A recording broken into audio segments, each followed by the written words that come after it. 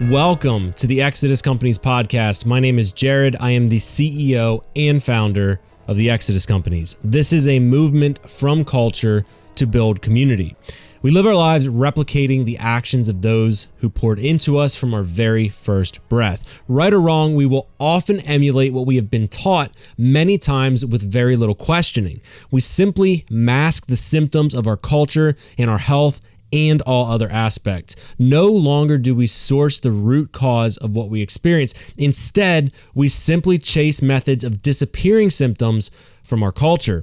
Our society is sick. We are unhealthy. We have lost some of the most basic principles of our bodies and how they function.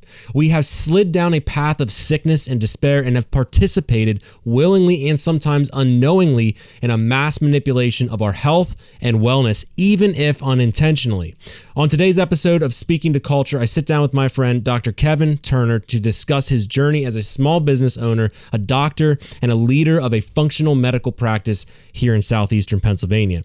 In a time when sickness and poor health abound, a new revolution in healthcare and doctor-patient relationships is emerging. We are on the cusp of a new revival of health, well-being, and nutrition. Our people are hungry to learn about investing in themselves, to experience a real, tangible change in their lives. Dr. Kevin has not only built a successful small business, but he is also committed to creating an experience for his patients that is unlike anything else they may have ever seen. This is a new mentality surrounding the treatment of patients and creating battle plans that are tailored individually to increase the well-being of each patient. We are all on our own journeys, and today I discuss the story of Dr. Kevin Turner and Restorative Wellness Center. I want to continue the whole fake it till you make it kind of. Okay. Because you're in a unique position as well. You're not just a doctor. You know, I think when you say, I don't know if I'm kind of like revealing your cards here. You're a business owner and a doctor. Correct. Okay, dive into that a little bit.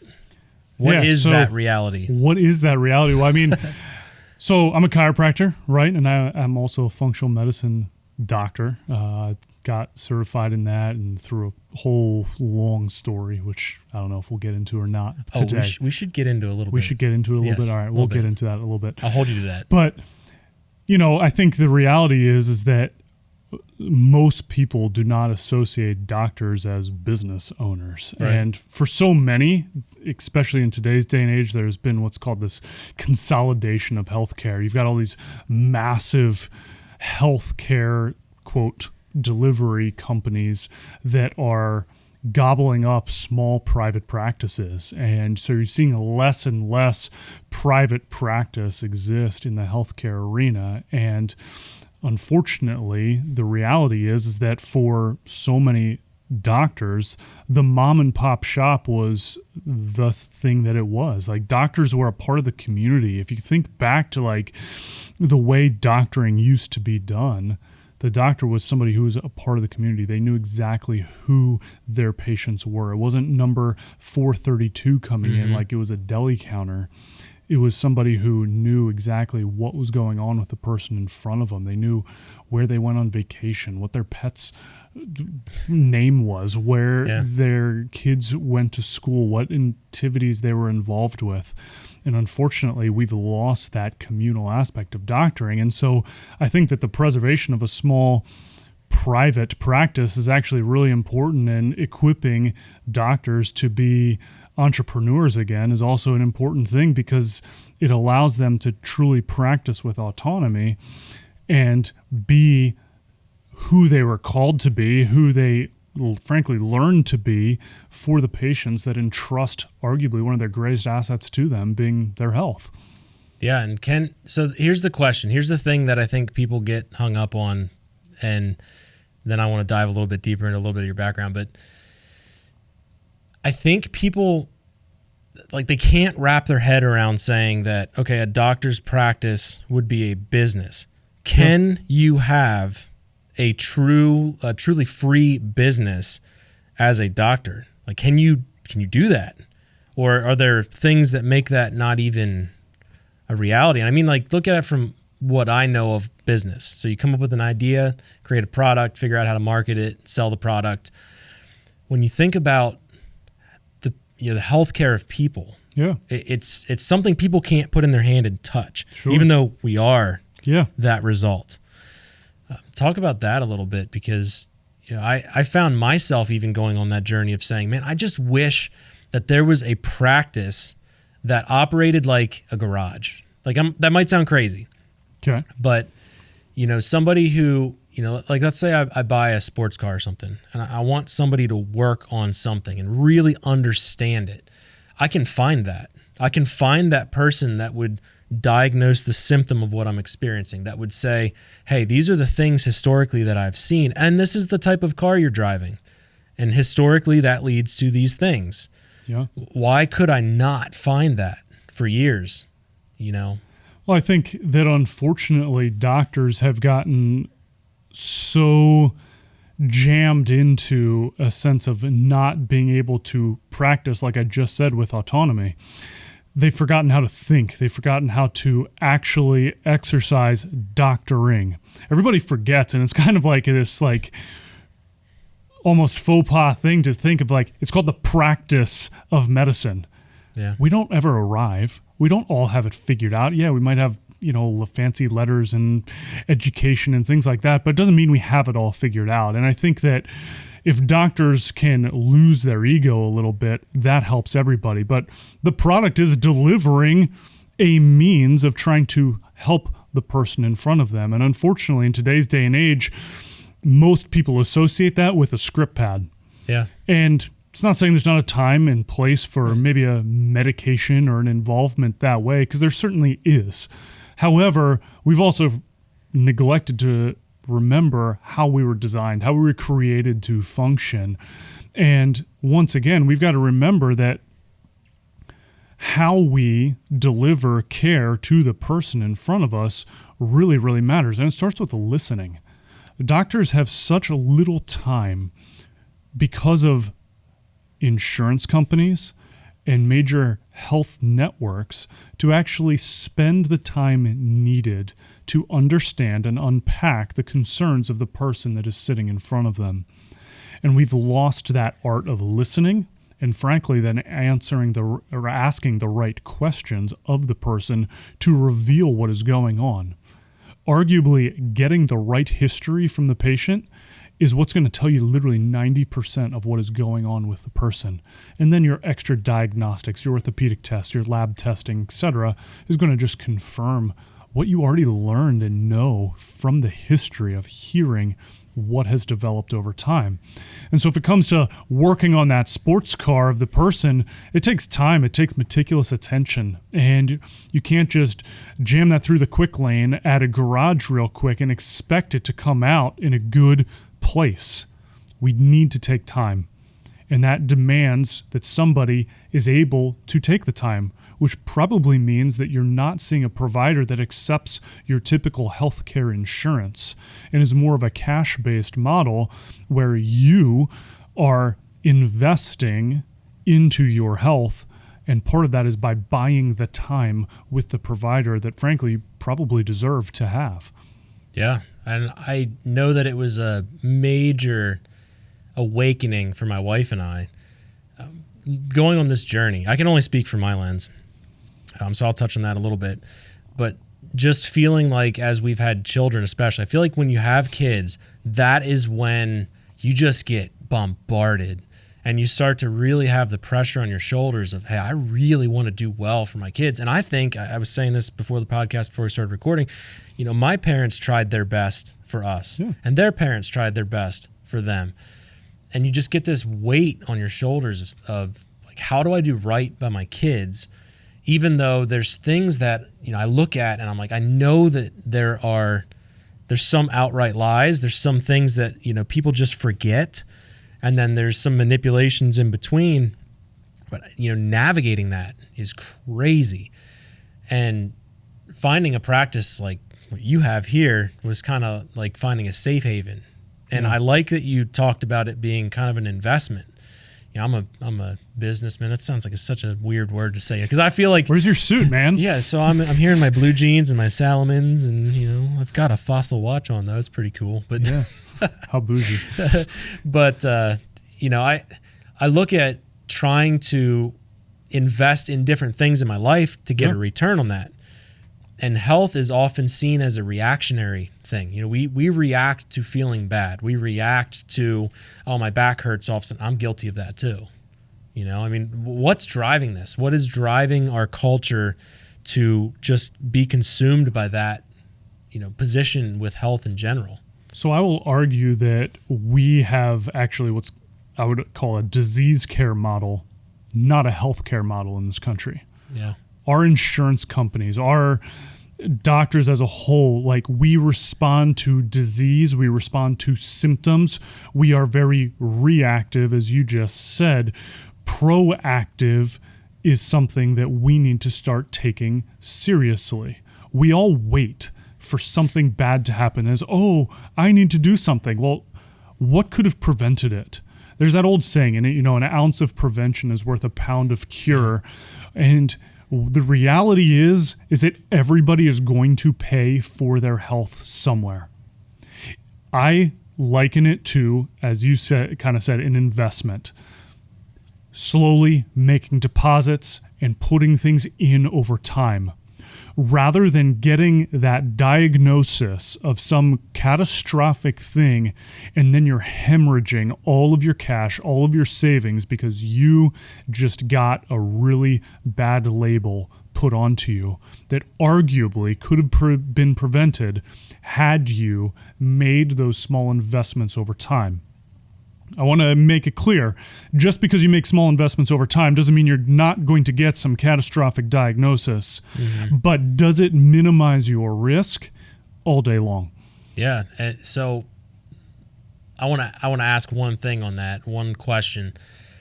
Is delayed gratification part of what's driving this? Is our inability to look forward in the future driving some of that? I think to an extent, like, there's an element where I will say this, as Americans as a whole, it is all about instant gratification, what I want, how I feel right now in this moment. I don't want to think. It's uncomfortable to think about something down the road, and we're conditioned not to think about those things. But the reality is that shy of God intervening or something else happening, we're going to be here in a number of years. And what does that look like? What are the culmination of my choices now? And how does that influence who I will be 1 year, 5 years, 10 years from now? Because we all know ultimately that 75-year-old person who's killing it in life. They're out there doing every physical activity they feel like. They're sharp as a tack. Is that normal? Is that common? I'm going to say it's not common.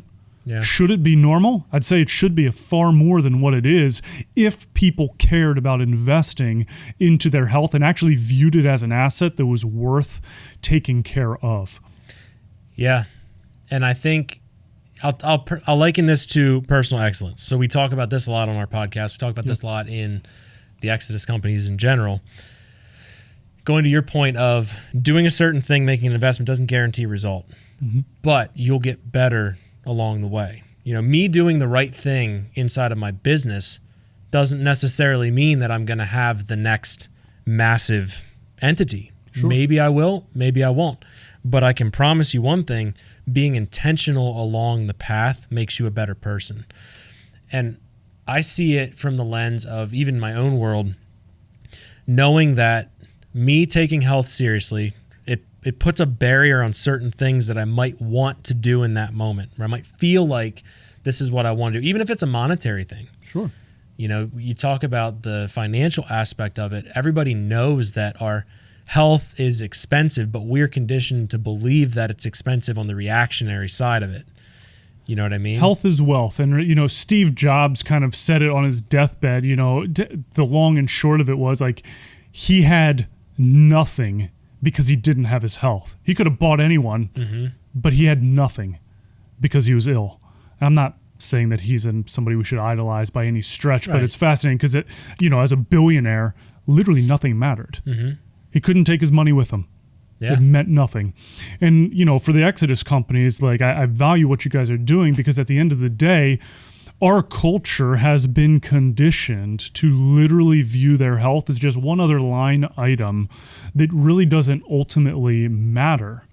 We've become lazy and apathetic to the fact that what we do has an influence on how we feel, how we think and function. And the reality is that without that, you're not going to be an awesome spouse. You're not going to be an awesome parent. You're not going to be an awesome business owner or boss or employee or anything else if all of a sudden your mind, your physical body is becoming compromised as a result of the lack of concern and care that you have taken. And it's an uncomfortable fact for people to be called on the carpet. I see it all of the time because I make big asks for people like, hey, start sleeping more.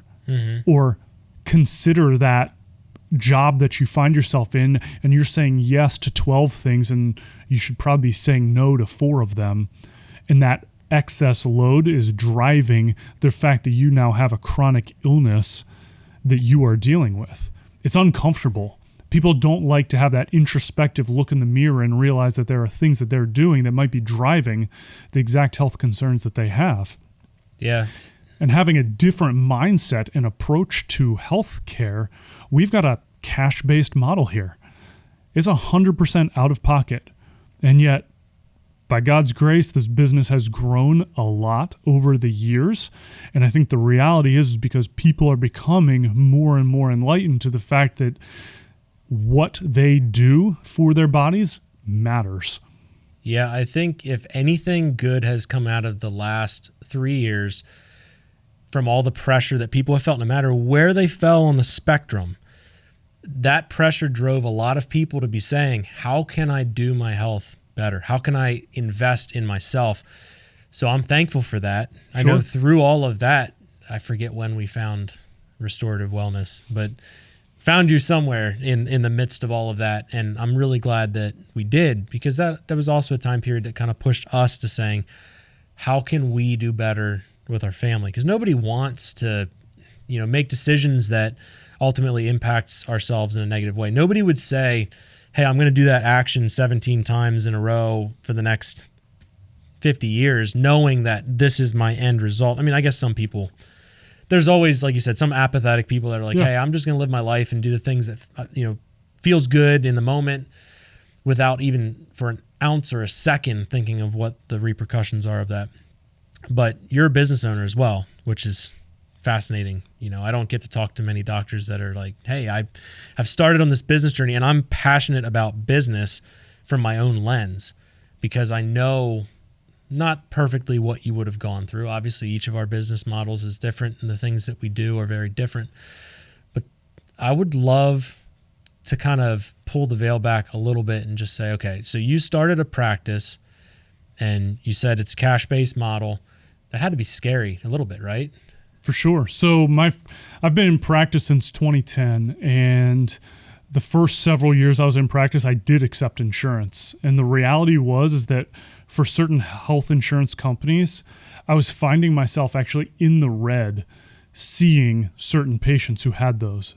By the time I paid my staff to collect the money, what the reimbursements were, I was literally seeing these people and it was costing me money. Mm-hmm. And so, as a business, like providing healthcare, it's an expensive hobby. Okay. It doesn't work well that way. And the reality is that, right now there's 6 family units that rely on this business as sole income. And that's a really humbling and overwhelming thing for me. Many nights, many days when I stop and think and say, wow, there's so much riding on Restorative Wellness Centers growing and providing and doing. And, I think that it's a very, very humbling thing to look at. Doctor, people are providing and trusting you with massive concerns for their child, for their loved one, whatever it might be. And no small concerns. I have a suicidal 9-year-old come in to see me. That sits really heavy. Wow.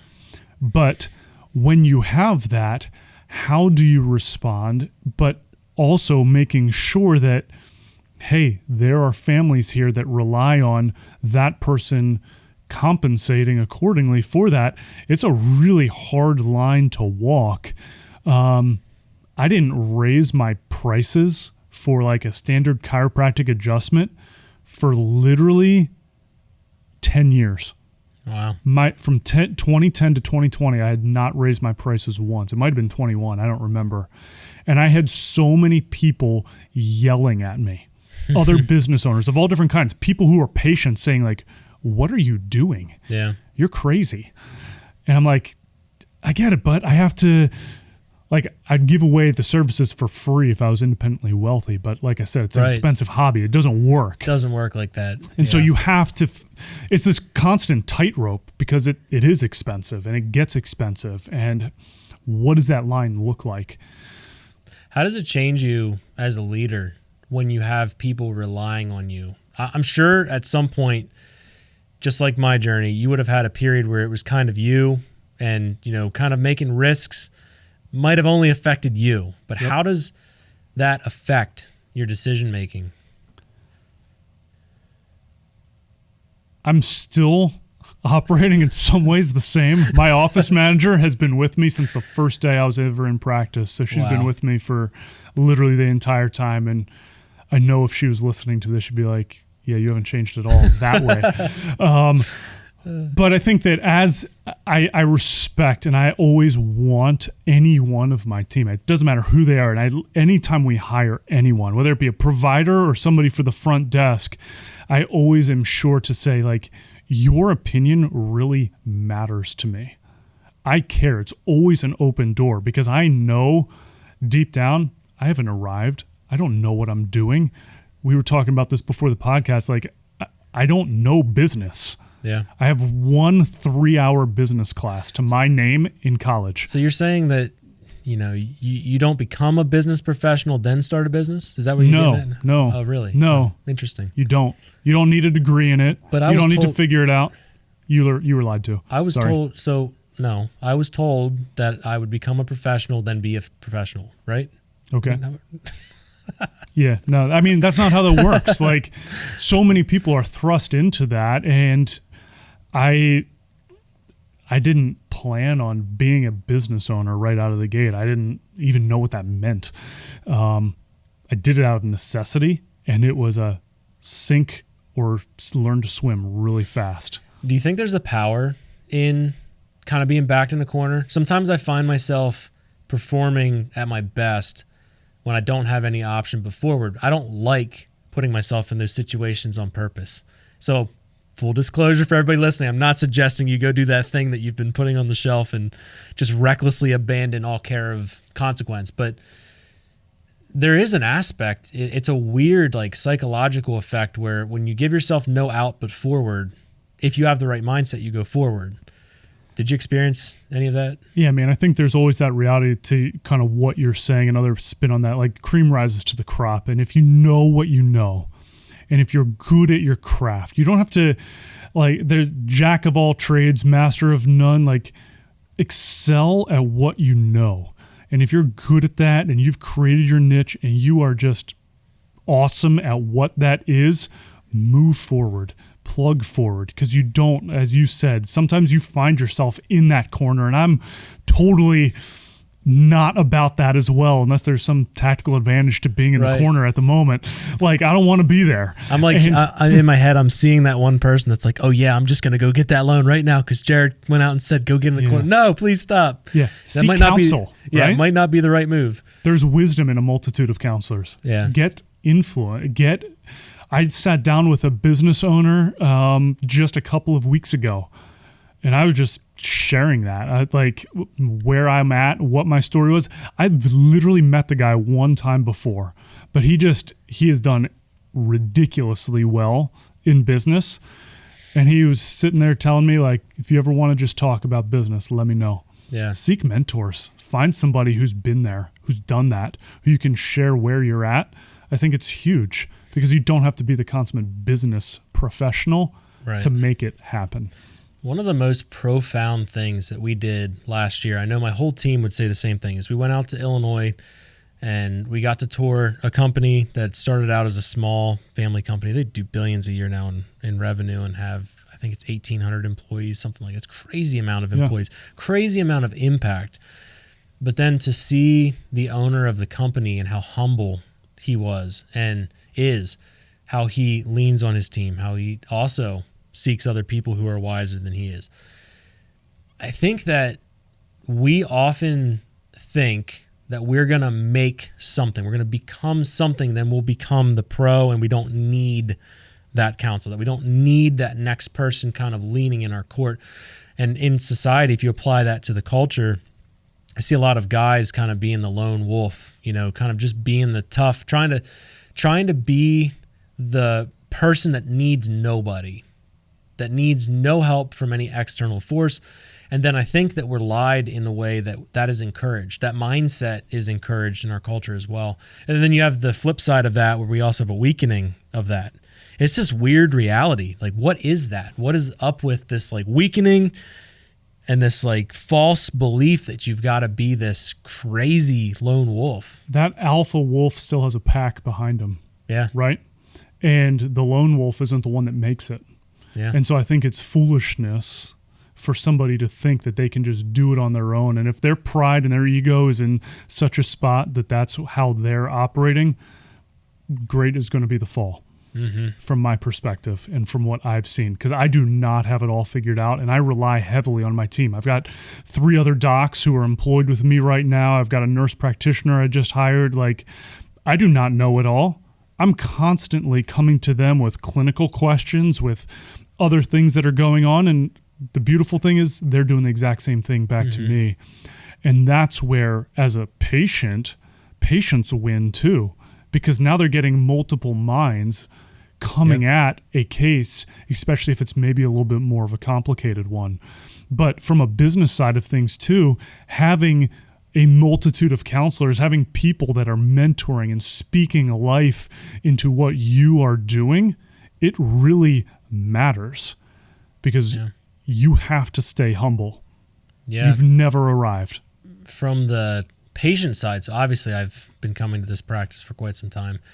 I can tell you from just how your team analyzes each patient, vastly different than anything that I've ever experienced. And this is going to sound like a live advertisement for Restorative Wellness, Jared. But that's okay. Let's go. You know why? Because I believe in what you guys are doing. And because of that, I want to speak about it. And I believe in the team that you have in place. Just working with some of the other doctors that you have on staff here, working with me to figure out, like you said, it was kind of funny. I had an hour appointment the first time, and I probably spent about 20 minutes, 30 minutes of that talking. And, that might sound weird to somebody, where we're trying to navigate what my background is, what am I feeling? Because I know my body. I might not know why I'm feeling things, but there's stuff that, I can tell inside of me, hey, that's not right. This wasn't this way, and now it's this way. What is driving that level of analysis? Because that is so different than anything else I've ever experienced. Well, I think a big piece of that is that so many doctors rely on protocols. They literally have an electronic health record system that they're sitting there plugging something into as a patient is talking, and it's literally telling them what question to ask next or what to give the person, because this is what the computer has literally decided is going on. And doctors don't think. I'll take what you just said a step further. If somebody sits down with me for a functional medicine appointment, I spend literally 75 to 90 minutes asking questions and listening before anything is ever done. And that's after somebody has already provided me with 25 to 30 pages of an intake form. And everybody hates it. Everybody's annoyed by it.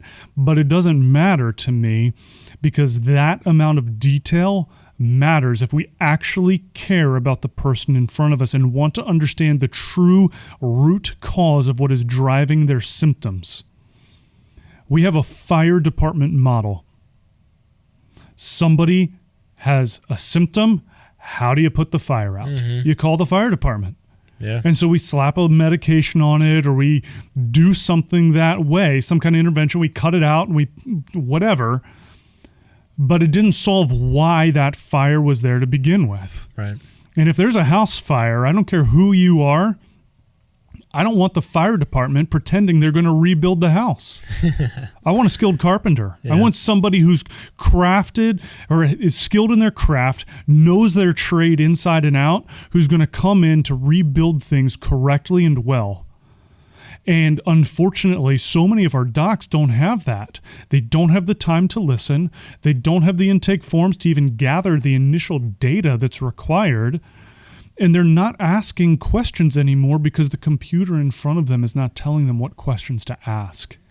So is that a core value or a set of values that's driving your decision? It is an intentional decision. This isn't an accident that you operate this way. What values are driving that? People deserve better. People matter. Yeah. I've got friends who are chiropractors who will see literally 4 to 5 times the amount of people I will see in a day. Yeah. At least. And I'm not casting judgment on that, whatever. Right. I could make a lot more money. If that's really, really what I wanted to do. I could make a lot more money. So you're not a greedy capitalist, is what you're saying. Communism for all, Jared. No, I think that at the end of the day, once again, it's an expensive hobby. I have to make money. Right, yeah. I have to be able to keep the lights on and the shingle out. But at the end of the day, if it's about the person, then we're going to invest the time into the person that is required. And if I don't have enough time that date, then we're going to set another date of service to make sure that we get the time that is required. Yeah. Because we're not going to stop digging. We're not going to keep looking into what is going on until we figure out the root. And that might not be found here. It might be that we need to pull in another provider or another practitioner of some kind. But people deserve more than what they're getting.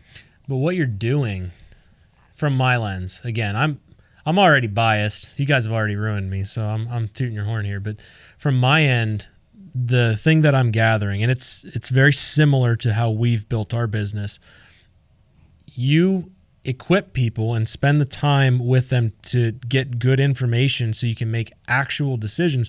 What you get on the backside of that is trust. And the same thing has happened with us inside of our business because of how we've operated over the last 8 years. There's a trust there.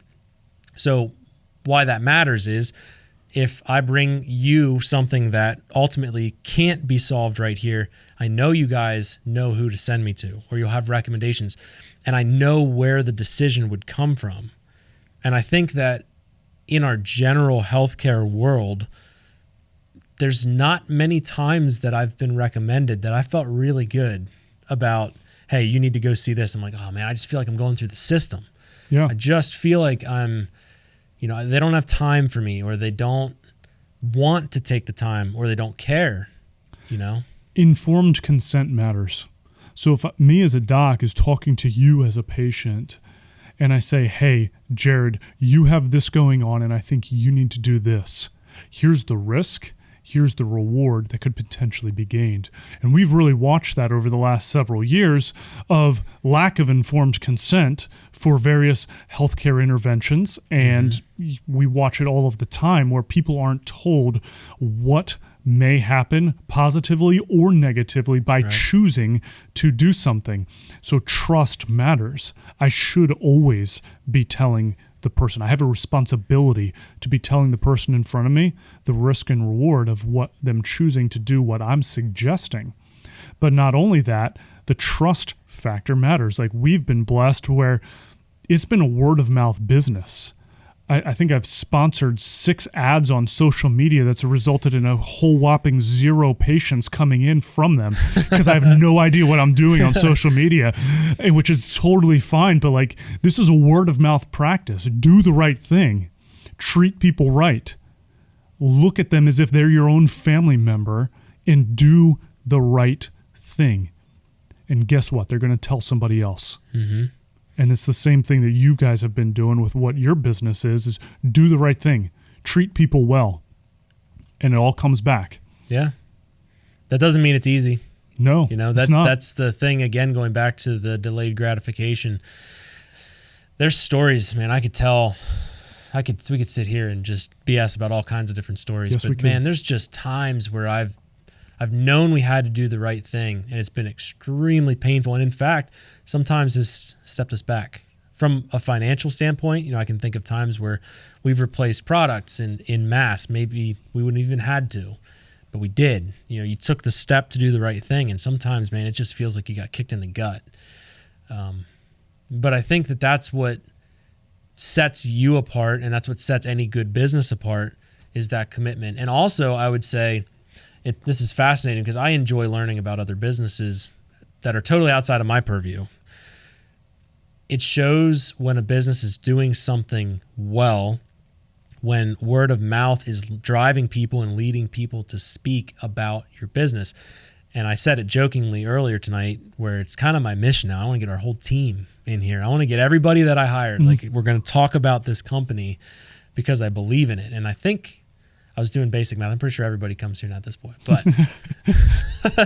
there's a straggler. We'll find them. We'll find them. So we're going to hire people just to get them in here, right? No, that's not how it's going to work. But I value, look at it from my lens, I value my team because they're throwing their hat into the ring with us and saying, hey, I trust you to make good business decisions. Sometimes I don't feel qualified to do that, but I trust you and I believe in where we're going. So I want to do right by our team too. And I think that, when you find your people, when you find you want them to have what you found that is good, right? Like, we all want the best for our friends, for our family. We want them to feel well and be well and thrive and pursue all of their dreams. And if we know that there is something that's going to make them better, why would we not talk about it? And so whether that be any facet of what the Exodus Companies is even pursuing, of trying to create a new emphasis or a renewed emphasis on the family, on faith, on, working through these various, your 7 F's, that matters. It's 7, right? I didn't totally I'm botch actually that. very, very impressed that, you remembered that. I'm not going to ask you to recite them because honestly, on the spot, I'd screw Finance is one of them. Oh yeah, that's a big one. So that, man, is our culture financially illiterate. So think about that too. We're not taught to do that. Right. So, man, when we were setting out with Exodus Companies, and I don't know how much you've heard of the story of our Exodus, and I started out with weird dreams and stuff, and I think people think I'm nuts at that point, but I feel like God literally said, you're going to do this thing, and no matter what you do, this is your path, and I mentally fought some of that. This isn't like a Joe Rogan thing where we're talking like psilocybin kind of dreams and stuff like that. No, right? Yeah, we're not microdosing. Okay. We're not. All right. I'm just making sure. No, I've never touched mushrooms, so none of that. I've touched mushrooms in the wild, but I don't know what they were. Fair enough. You're like growing up as a little boy and you just Absolutely. see that mushroom, and the first thing you want to do is pick it off the tree and eat. Your dad's like, no, just wait. Yeah, that was me. But yeah, it's just, I don't know. The Exodus Companies in general is like this dream that I feel like was just thrown at us. And the 7 F's naturally and organically came out of that because I'm sitting here like, what am I failing at? And this is introspective, not just looking outward, because I think it's important to look inward. Where am I struggling the most? So obviously, the things that I eat, my health, my family time, my mental health. And I know that gets really cliche, and I think our culture has weakened the whole phrase mental health. I think we have created this weird, we've mixed it up where it's extremely important, but we've put this like false, I don't want to say weight. I want to come back to that because that's important. But I've had those times where I've had a lot of self-doubt, where I've been really hard on myself, where I've just felt fatigued mentally, not just a stress level, but just this turmoil inside. We've all dealt with things like that. And that's the craziest part, is sitting back and saying to myself, if I was going to write a prescription, I'm putting my doctor cap on. I'm not a doctor. I'm not qualified for this. But if I was going to look at culture and say, what would the prescription be? And I don't have the answer to that. So I don't have this prescription, but what are my symptoms? Where am I seeing the issues the most? things like faith and the family and the finances, just the fulfillment, the freedom, all of these F's. And it's weird to me. And again, I think this is I think this was divine intervention to me. I don't care if I don't sell every hoodie that we have. I don't care about any of that. But I do care that people hear those 7 F's, because I think that if we took a step and said, okay, intentionally, I'm going to focus in on these things. Doesn't mean you're an expert, because I suck at a couple of these things, just being real. But if I take an intentional pause and say, how can I do better with my faith? How can I be better for my family? Would our world not be better? I think that there has been, I'll go so far as to say, an intentional attack against many of those 7 F's. And we talk about toxic masculinity in this culture. That's right? Scary. It's very scary. And yet we see a continual decline of actual what a strong man actually is. How are they leading their family? How are they stewarding their kids' hearts? How are they leading the people around them?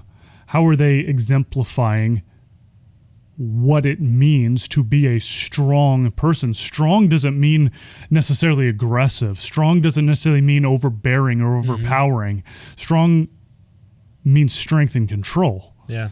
And what does it look like to be that in this culture? It's been attacked.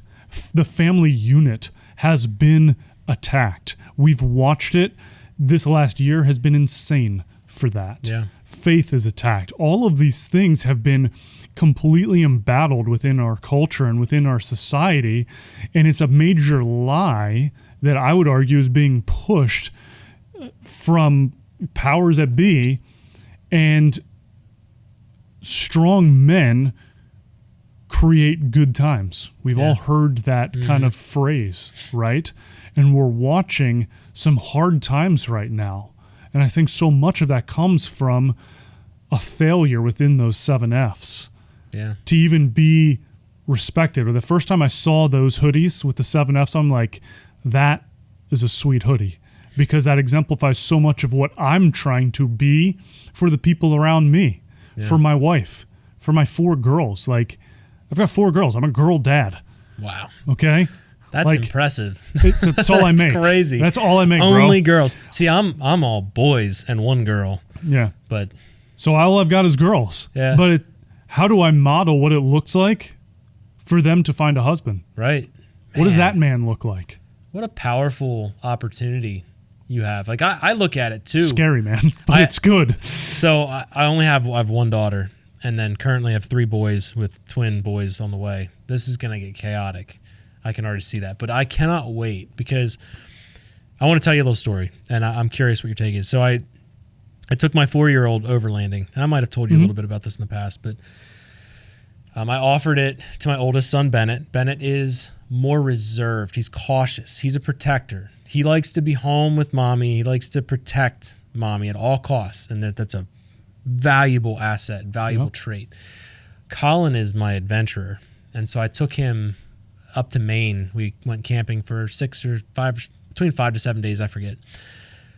He now talks about that trip, and I'll show him pictures, and there's this one lake that we camped at. We drove out through this opening, and it was unreal. It's like entering this tundra, just this beautiful lake. There's fog. That night it got to be 24 degrees, so it was very cold. Just being in Maine, no cell service. We were right off the coast of Canada, or the border of Canada, I should say. Border of future U.S., I should say. When we traded for Ohio. Anyway, joke that nobody on the podcast understands. Full clarity, I would like to trade Canada for Ohio. I'm happy with that. Anyway, right off the border of Canada. So I was You just lost 6 followers in Ohio. We did. But, sorry. One of our team members is actually in Ohio, so I apologize for that. Anyway, and it was funny. We were listening to the weather band, and it was all in French. The NOAA weather was in French. So we're that close to Canada. That night on that lake camping out, my son feels like he became a man. And when I show him pictures of that, this little 4-year-old will say, Daddy, that is where we camped at the lake and I became a man. And he, to his core, says, I became a man in that moment because he conquered fear. I left him run free. He had this little fireman's jacket on, so it was reflective. I did that on purpose. Was he naked besides for that? No, he was good to go. It was way too cold, but in the summer, he probably would have been out there skinny dipping in the pond or something. Exactly. But, he had this fireman's jacket that had reflectors on, so I could shine my light real quick and see it. But I gave him a headlamp, and I left him kind of roam around and just walk the lake. Like, there were boundaries I'd check. I'd hit him with my light. I carry potent white lights with me so that I can actually see. So he'd be 50 yards away. I'd be like, you good over there, dude? But, you think about the fact that a father, and I'm not trying to puff myself up. I'm trying to tell a story to encourage other men to do the same thing. I had a 4-year-old son who most people would look at and say, wow, he's kind of fragile. He's this frail little guy, and I look at him like that sometimes too, because the little guy comes out. But what a powerful moment when you take a young man and you just invest in them, and then you also say, go run. Like, what are we missing? Like, why are we not doing that with our young men? You equipped him. You gave him a couple of things to set him up for success. You gave him a reflective thing. You gave him a headlamp. You didn't just cast him out. Yeah. You had given him a safe place to learn to be a man, learn to grow, learn to conquer things that were scary to him at a normal time. And so you, as a dad, gave very tangible tools for success. And how are we as men doing that not only for our children, but for our employees, for the other people around us? We were talking pre-podcast, like when it comes to employees, you talk about, an annual review or something like that. It's hard for me personally to be really critical. Yeah. Because I'm sitting there thinking about all the things that I could have done better to equip them, my staff, my team, my doctors, whoever, to have been better off and to have done better job. How can I beat them up? Yeah. It's part of that remaining humble piece. And it matters. Also, the imposter syndrome. I almost lost the word there, but have you felt that? And I'll define that for anybody listening to the podcast. I'm curious if you felt this on your journey.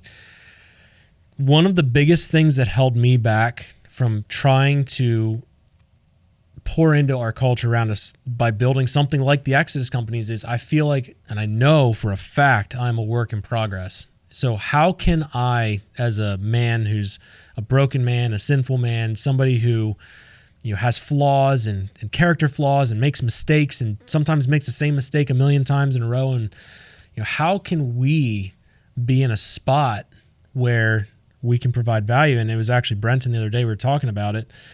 He said to me that, I was kind of harping on the fact that I don't really feel qualified to teach people about business, even though I have 8 years of doing business and I have a profitable business with, a whole team, but I don't feel qualified to teach people about that. And he made the comment that that's exactly why you're qualified to teach that, because, I look at it and I am far ahead versus me in 2015. But have you dealt with that? And what does that look like on your journey? Oh, for sure. I mean, if I stop and look back at my first year in practice, it's like, oh, you're a doctor. It didn't matter. Yeah. I was, I'm not going to tell you the exact figure that I made my first year in practice, but it was poverty level. It was a joke. Yeah. And I was doing everything right, but I was treating people right still that first year. And I had a wife at home. I had a daughter at home. And it didn't matter. I wasn't going to do something that I felt compromised my ethics in order to get more patient visits to try to make more money. Yeah. Instead, I was shoveling driveways at a bank and going around with my buddy doing that. Anytime it snowed, I was doing other work for my dad on the side, even though I was a doctor. It didn't matter to me. Yeah. Because I was learning to make it. And so anytime I start to get even a little bit puffed up inside, that memory always comes back to me of where I came from and what it was. Because it wasn't handed. It was a lot of painful, hard work. And so talk about imposter, like I have no idea what I'm doing. Yeah. No clue.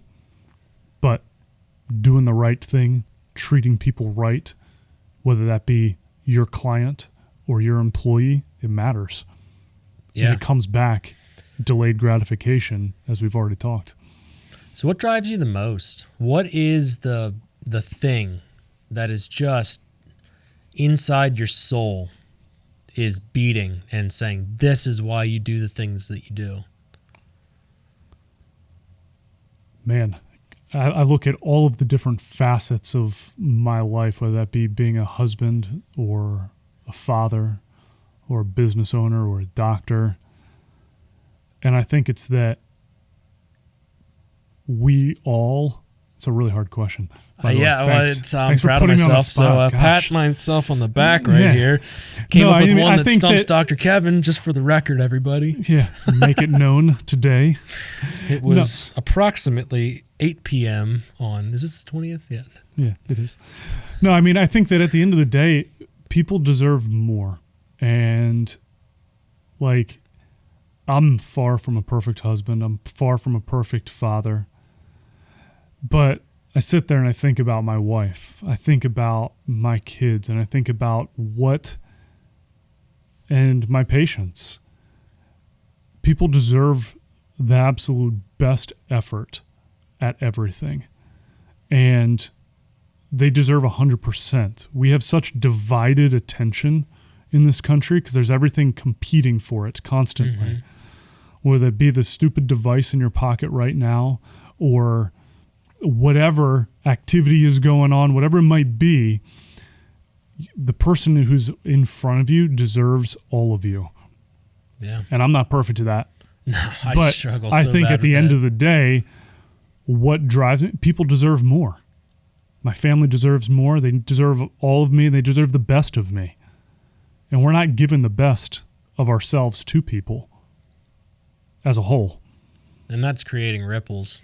You know, going back to the quote-unquote toxic masculinity, it's not shocking that we see the results of how we are pouring into young men. You know, when we think about men not having other men to guide them and lead them, you talked about equipping. There's so many men that don't have, it doesn't even necessarily have to be a father, but a figure in their life that will do what we would be willing to do for our children. And that tears me up when I think about it because, you know, like I said, none of our parents were perfect. But, you know, from my upbringing, I was equipped with a lot of tools to be able to experience the world and taste danger a little bit. You know, get a taste for what it's like to rough it in the woods. When I was a young boy, probably between, I would say 7 to 15 years old, I would just build forts. You know, I would be in the woods just building these structures. And it's hilarious because, you know, although my dad has sold the property since, probably for the last decade, one of those forts was still there. You could drive by this 4-way intersection. If you looked up on the hill, nobody else would recognize it, but I made it out of logs that I cut down myself. You know, I had a little hatchet and I'd chop stuff down. My dad gave me free reign of 10 acres that was just wooded, so we could do what we wanted. And what an advantage that was. I know everybody's going to say privilege right now. You know, everybody likes to throw that term around. And I, in some ways, yeah, I was very, very blessed to be raised and have other men around me pour into my life. And so when we think about the things that drive our actions, the core values, you know, the definition of that is beliefs that drive your actions. We need to be pouring into our culture around us. I mean, We have is a that even, responsibility to. yeah, is it even an option? You know, is it optional to? No, we have a responsibility. And if we're going to rise up to that, if we're actually going to accept that, then you have to do it. We're so prone to just make excuses for so many things here. I make excuses at points, you do, but the reality is we have to take responsibility. And it's the same thing with the whole healthcare thing that we were talking about earlier. You have to take responsibility. And are you going to make the hard choice at times? Are Are you going to make the sacrifice at points? Mm-hmm. Because that younger guy looking up to you, it matters. Yeah. And whether you even know they're looking up to you, what are you going to do? How are you going to step up to the plate and be the example, share the insight, mentor well, whatever it might be that you're called to in that moment? But be responsible. Own it. Mm-hmm. Yeah, I think that we are missing a piece of that driving force. And I think, to your point, largely it's been somewhat beaten out of us. It's crazy that it's radical, but you talk about a traditional family. If we would, and we do, we show traditional families in our content and stuff, that just takes some people to the moon and back. You know what I mean? Something that is, even if you removed religion from our ethos, from what drives us, and we just look at nature and how it functions, how it was created to function, the fact that, if you say a quote unquote traditional family, that it just triggers everybody. And then that's just one example. But as soon as the pressure goes up and you're like, well, I'm just living, man. Like I'm just trying to raise a family the way that we see is effective. That's like the best way to put it. We know, and there's studies that have shown that having a mom and a dad present in the kids' lives has a higher success ratio to whatever level of success you're measuring, whether that's mental health, physical health, spiritual health, whatever it might be. We need leaders in our lives. And again, I think that people listening to the podcast might think that I'm saying, oh, what if you were an orphan, adopted, maybe you don't have a dad, don't have a mom. These aren't necessarily just family figures, but our culture completely dismantles the value of present parents. And I think my long-winded example there is just saying it has been beaten out of us that we should, as parents, be present rather than just throw the device at the kid, keep them quiet, keep them content. And I fall into that trap. I do. I fall into the trap of, hey, we just need to keep them quiet right now. It's chaotic. But parents need to be parents. They don't need to be friends. Friendship happens later.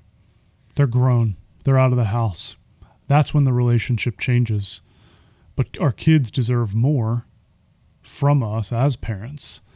You think about, if we talk about the attack on the 7 Fs, like there's lectures from decades ago, like the fate of empires as an example, where we sit there and look at all of the empires of the world and their decline, what created their demise.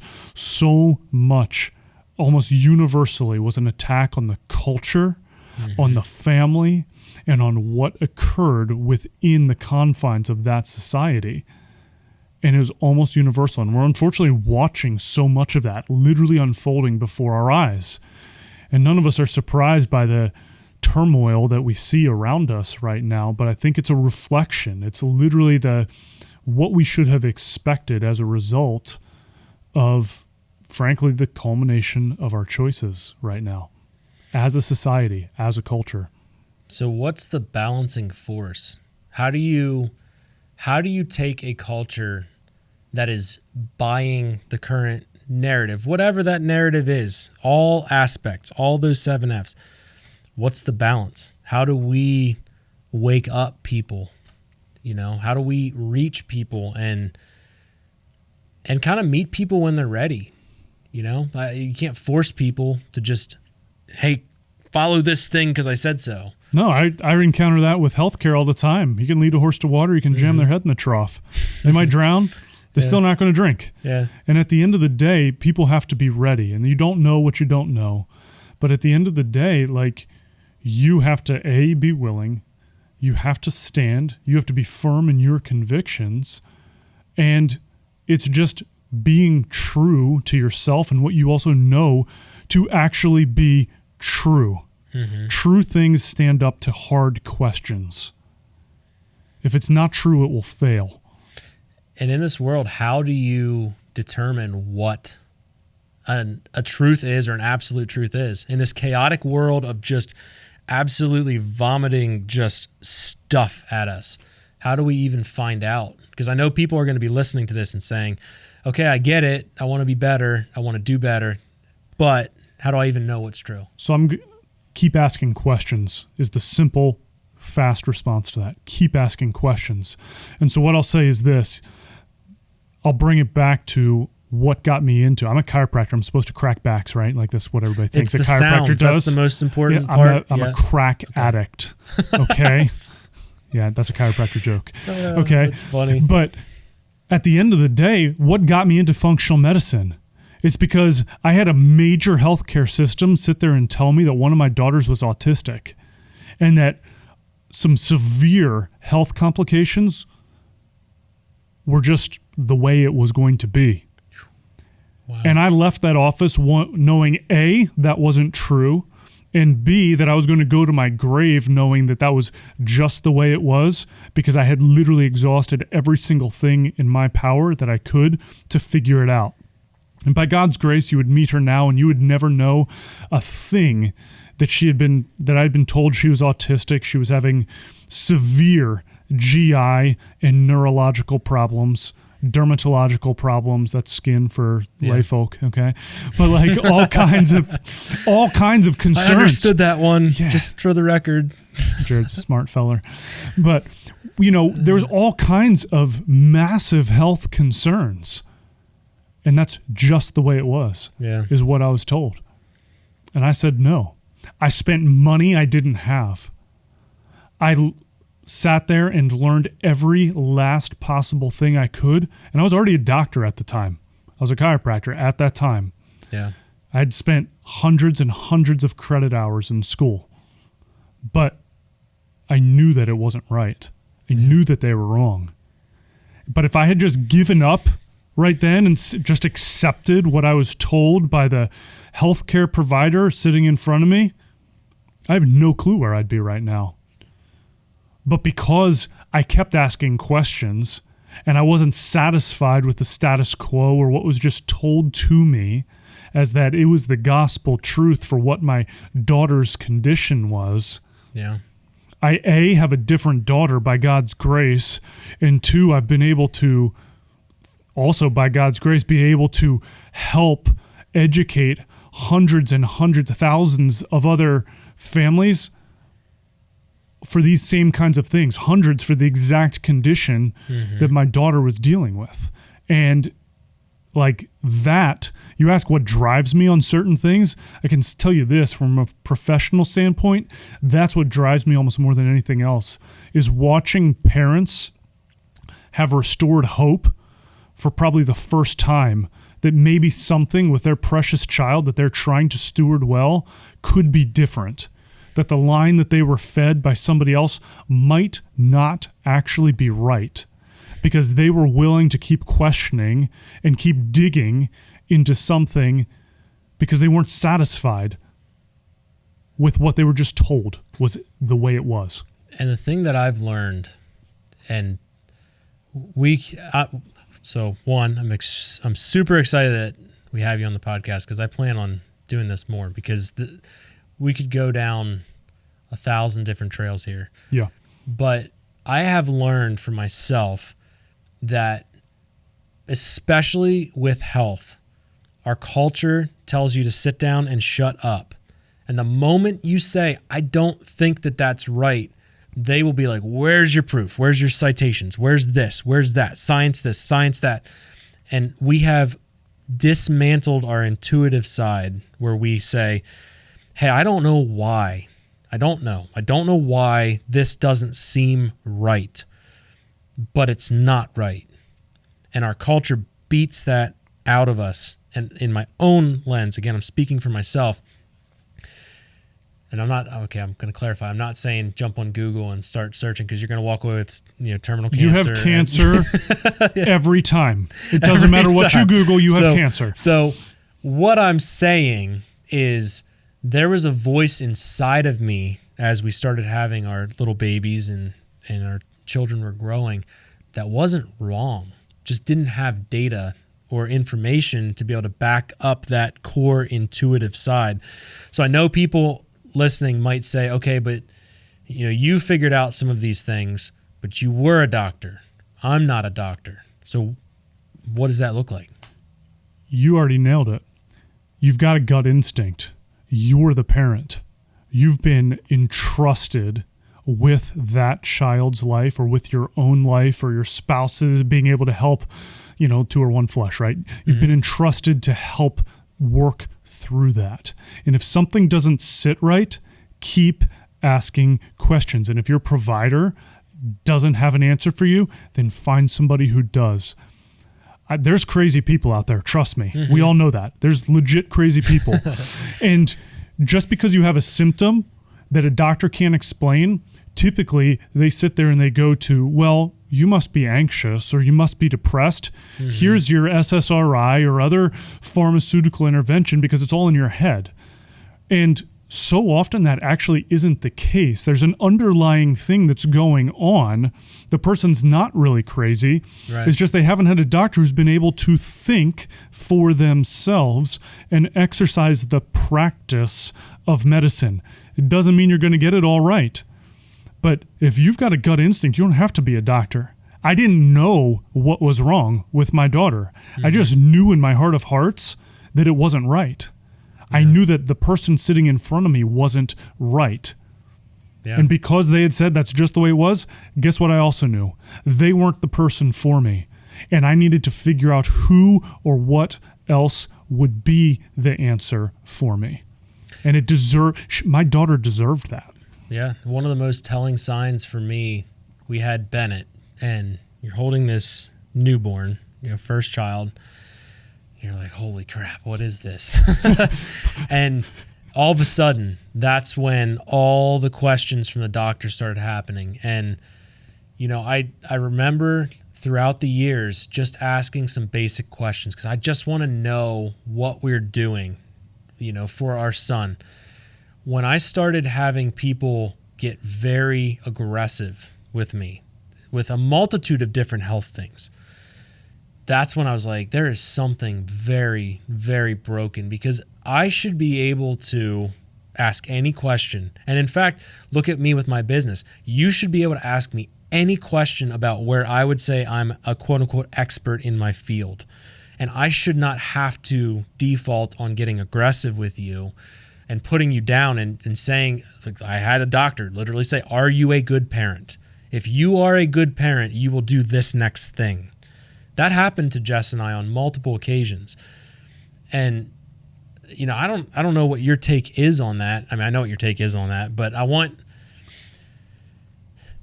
that was such a profound moment for me when I realized how broken our entire system is from left to right. I mean, that to me feels like abuse when somebody's saying to you, you are a bad parent. Sure. That's not informed consent, right? I already discussed informed consent. What are the pros? Yeah. What are the cons? And if you as a parent, you as an individual have decided, you know what? The cons outweigh the pros to me, I'm going to choose not to utilize blank treatment, intervention, therapy, service, whatever. You should, in my opinion, have the right to do so. I tell patients all of the time here, just because I'm telling you this is what I would do, does not mean you have to do it. Right. You have a choice. I have people who walk out of here and they don't take one thing that I have suggested with them. And you know what? They have that right. Do I get frustrated? Sure, because deep down I'm not telling them to do something if I think it's not what is best for them, but they have that right. Yeah. And I'm not going to go chasing them out of the door, tackle them in the parking lot and tell them, you didn't do what I said and now you hurt my ego. Yeah. They've got a choice. Yeah. They're free people and they can think for themselves, even if it's not clearly or rationally or whatever else. They have that right. And I, as a provider, should respect them in that. And we're still technically a nation built on individual liberty, in which case that whole sovereignty aspect comes in. I get it. I believe that. I believe that we should have the ability to make calls for ourselves in a vast array of different aspects of our lives. Obviously, our nation where that line got drawn is when you start to infringe on other people's rights, which gets in the health world can get into some muddy territories. And I want to talk about that on a podcast, but that's where my brain goes down a rabbit hole we do not have time tonight to dive into. But I'm curious, and I just wanted to ask you this as we kind of get to the end here for this particular episode. I said it a little bit of myself. I started thinking, how would I prescribe a treatment plan for culture? I'm curious. If you were to write a treatment plan right now for culture, what would that look like? What steps do you think we need to take right now? What are you have to do this today, or there's some major consequences? And then there might be some things that are like, hey, these are causing symptoms, but let's work on those later. Well, I think so much of it, and obviously I'm very biased in this, but I think so much of it comes back to elements of health, because of physical, mental, spiritual health. Mm-hmm. And at the end of the day, we're crazy unhealthy. The rates of chronic disease, chronic illness in this country are literally through the roof. We spend more on healthcare than any other country in the world, and yet we're so much sicker than many, quote, third world countries. People don't want to take responsibility. They don't want to think about what they are doing. Are you eating good food? How are we designed? How were we created? When God put us in the garden and said it was very good, was the cow sitting there eating genetically modified silage being pumped full of hormones and antibiotics and Lord knows what else? No. It was eating grass that hadn't been sprayed with glyphosate or whatever else. Mm-hmm. True Green ChemLawn hadn't come in behind to make it pretty. And so, I'm beating up certain things, and maybe I shouldn't list out specific companies like True Green ChemLawn, but whatever that company's name is. But at the end of the day, what were we designed and created to function on? What is real food? Mm-hmm. Are we sleeping well? Or are we compromising literally our ability to do so because of, once again, the devices sitting in our pockets or the other chemicals we're pumping our body full of? Are we drinking good water? Like, we're talking basic things here. And I know, like, we're watching tragedies unfold in this country right now when it comes to water supplies or other things that way for literally millions of Americans. Mm-hmm. But, like, what we are filling our bodies with matters, and the chemicals matter, and it impacts literally our body's ability to function well physically and mentally. Mental health over the last several years has plummeted, especially within children. Mm-hmm. We have really hurt, and it's not my opinion, this is fact. We have really hurt our kids through how our responses have been over the last several years. And so if we want to start changing culture, it's going to start with just basic ownership of ourselves, our choices, what I eat. Am I exercising? Am I managing my stress well? Do I have healthy relationships? Am I trying to reduce the toxic burden on my body from all of the chemicals that I'm exposed to in and around us? That doesn't mean living in a bubble. Mm-hmm. It means just stewarding this temple well that we have been given. Yeah. It matters. And I like how you put that because, one, there's an emphasis on the personal responsibility aspect. I know for a fact people think this is more complicated than what it actually is. That's, to me, the grandest irony and the revelation in my own life of taking that personal ownership of certain areas of my life. I have a lot of stuff I've got to still figure out. But the stuff you laid out there wasn't rocket science, but it might mean forgoing a little bit of convenience occasionally. You know? Sure. It can be inconvenient. Maybe it means that you take a Saturday night or whatever, Sunday morning after church, and you're sitting there meal prepping for the week, and you've actually got a healthy lunch laid out for you Monday through Friday already in the fridge. Yeah, it took an hour of your time, but all of a sudden you're not sitting there running through the fast food joint pretending that what you're eating is food and that it's somehow going to nourish you, because it's not. Oh, yeah. It's adding a toxic burden onto your body, and your cells are literally sitting there trying to figure out what to do with the garbage you just pumped yourself full of. Mm-hmm. And so it's the small choices. I don't make every choice perfectly, Our bodies were designed to be resilient. You watch people and you're like, how on earth is that person still walking around with what they're doing? Yep. Because we're incredibly resilient. But if I can make that one lifestyle shift, if I can choose one thing that's better for me this week than what I did last week and add on to that the following week, where will you be in a year? Mm-hmm. It's that investment mentality again. It doesn't even necessarily involve a provider. What's the water you're drinking? How many hours of sleep are you getting? Did you choose to move 4 to 5 times this week in a fashion that challenged your cardiovascular system or built strength or made you better that way? Did that actually help to reduce your stress as well because of that frustrating relationship that you might find yourself in or a toxic work environment that you're dealing with? Mm-hmm. It all matters. Make the small choice and add to it. Choose to be better. Yeah. And, I like to think of that from the personal development side. That's where my brain always goes.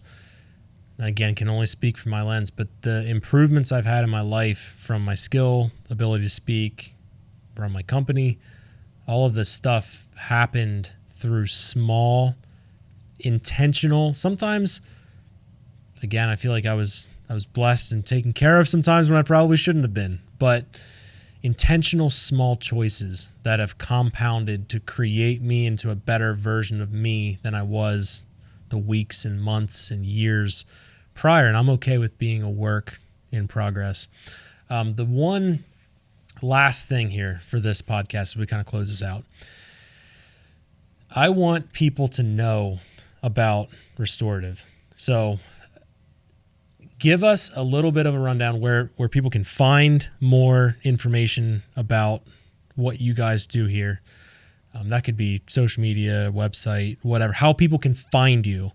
And also, what should people do if they're not right here? Because there's a lot of people that listen all over the country and they're going to be saying, oh, it's great you guys have a Restorative Wellness Center in your area, but where do I find the next one? Where can I go? So Restorativewellnesscenters.com. That's where we're at. We're located here in Exton, Pennsylvania, which is in Chester County. We're opening another location in Honeybrook in the next several months, which I'm really excited about, and a little bit closer probably your way. But a little bit. I like Honeybrook. Honeybrook's cool. Yeah, so it's a nice little town. It'll avoid the turnpike, which is nice for me. But a couple of locations. One is up and coming, but Restorativewellnesscenters.com, social media on Instagram, Facebook. We're also found there. We're going to start growing a YouTube channel.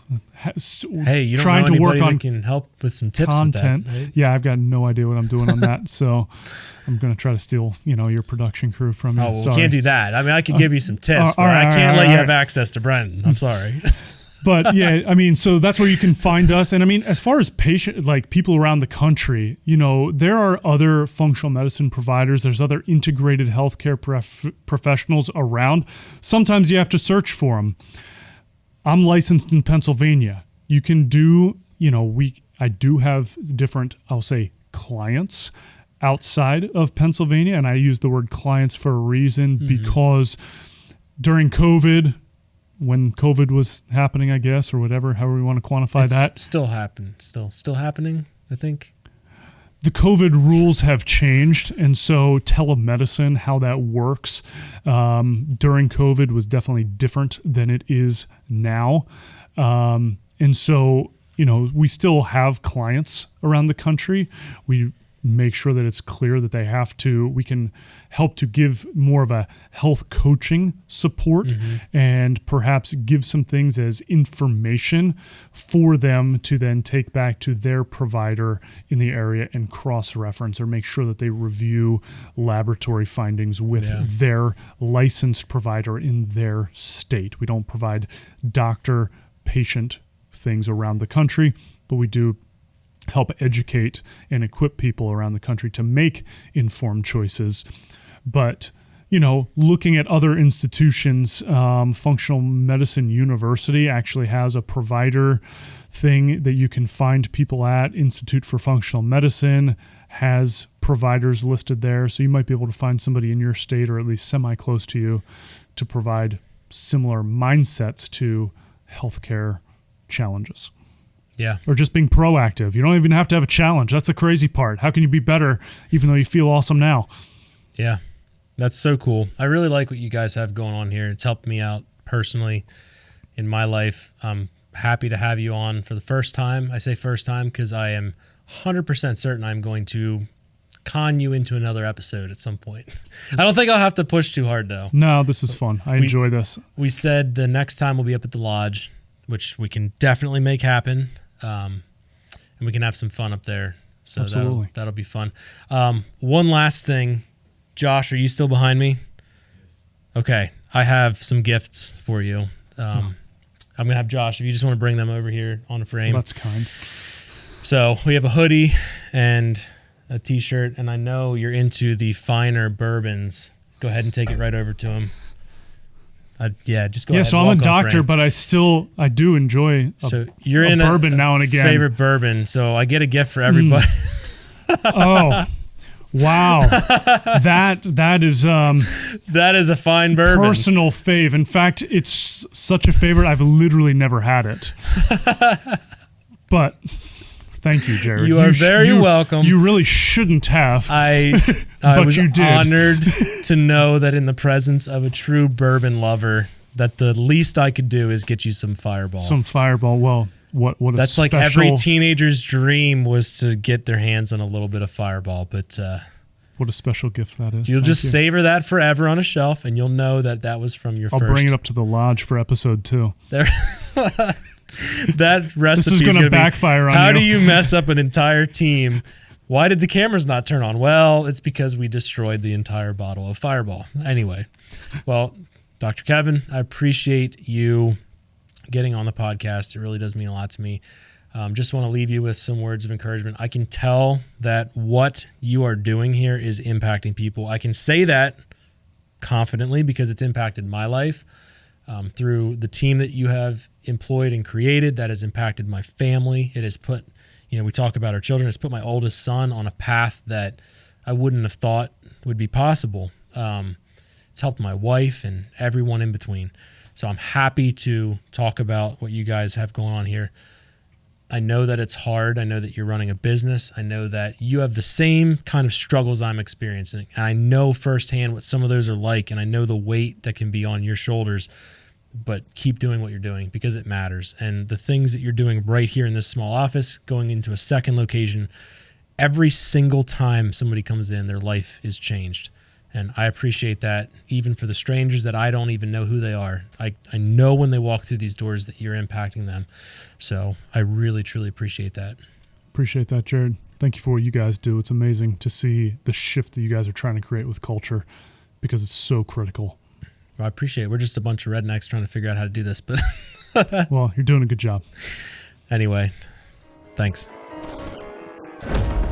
Thank you for listening to the Exodus Companies podcast. Our mission is to create a new revival of culture through our podcast, media, and hard goods that we manufacture. We are far more than just a podcast of thoughts. We are creators of tangible goods made here in the United States. If you found value in the podcast episode, we simply ask that you pay it forward. You can do this in several different ways. You can subscribe to our podcast and leave our podcast a rating and review. You can also subscribe to our various YouTube channels.